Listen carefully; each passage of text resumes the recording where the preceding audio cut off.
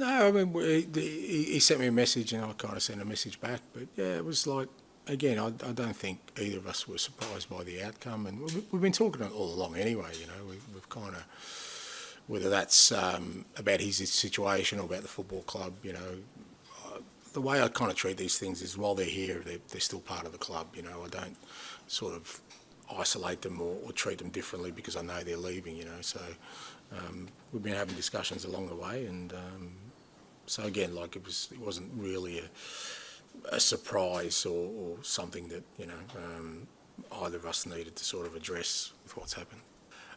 No idea, mate. I've got no idea about the details of the deal, but he'll definitely be back at Tottenham one day, in one capacity or another. And like I said, when you have a career like he has at one football club, you're never not part of it. Put it that way.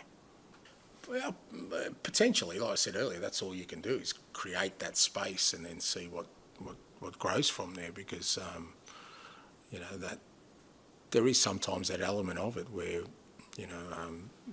people maybe suppress themselves to a certain extent because they understand that there's a unique individual in the room that has such great presence and is such a force on and off the field that having that space there maybe does, but there's no guarantee that does either. That just the opportunity is there. Put it that way, as you said, and with all these things, there's opportunities. What you've got to try and do is what the great clubs do, the great organisations, is replace greatness with greatness. Now, how that comes about is not easy.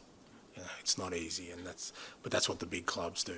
They find a way to sustain and maintain and grow, even when the greatest leave their doors.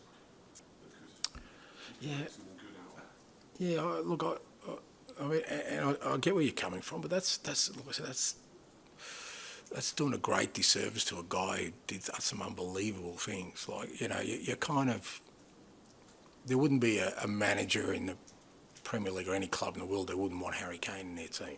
Like that's the reality of it.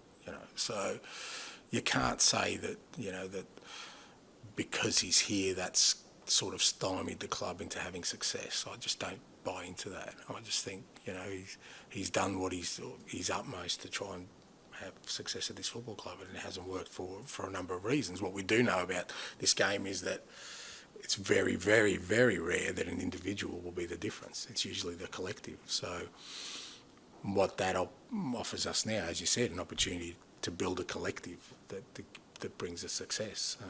And within that context, you still want outstanding individuals. You still want the best players. That doesn't change. It's not like you kind of dismiss someone just because he's been part of something that hasn't been successful.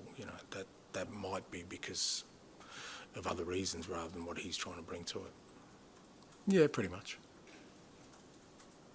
Was it part of the conversation, or did it not matter?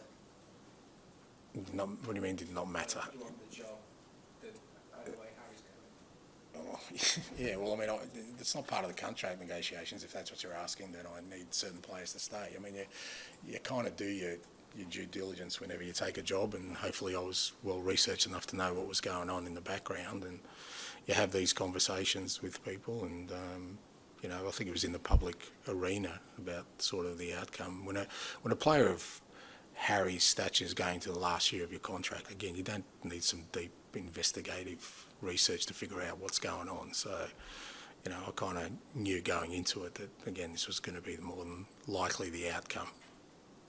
Yeah, look, again, I'm reticent to get into other people's shoes, mate, because if people sort of did that for me, I wouldn't be comfortable in people speaking for me.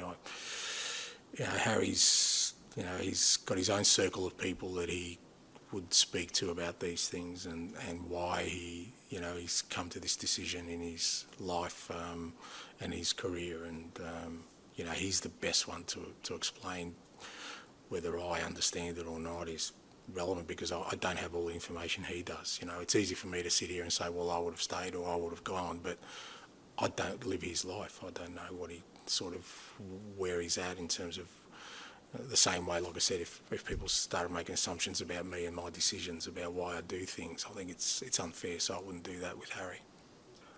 I mean, I don't really venture into the dressing room, mate. I'll leave that to the players. Or around the training ground. Yeah, I found out really early in my career, mate. Football clubs, players move on pretty quickly. You know, we like to think that, you know, that we kind of dwell on things, but we don't. There's no time to. You know, these players know that in sort of 48 hours we've got our first Premier League game. That's where their focus is.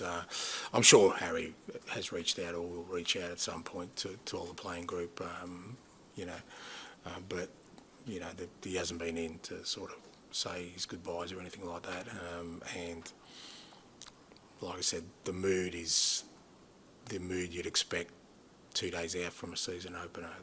You know, the guys are pretty focused on making sure we're ready.